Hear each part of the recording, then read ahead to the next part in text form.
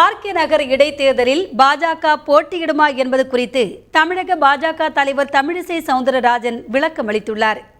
RK நகர் இடைத்தேர்தலை பொறுத்த மட்டில் எங்களது கூட்டணி கட்சிகளிடம் ஏறக்குறைய பேச்சுவார்த்தை நிறைவடைந்து விட்டது என்றே சொல்ல வேண்டும்.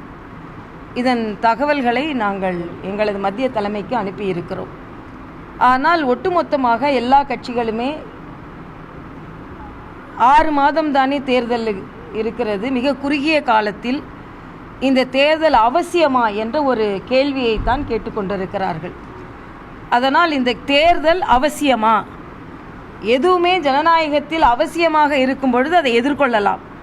அவசியம் இல்லாத போது, இதனால் எந்த பயனும் கிடைக்காத போது ஏன் இந்த தேர்தலை சந்திக்க வேண்டும் என்ற ஒரு கேள்விதான் எல்லா கூட்டணி கட்சிகளின் மனதிலும் எழுந்திருக்கிறது.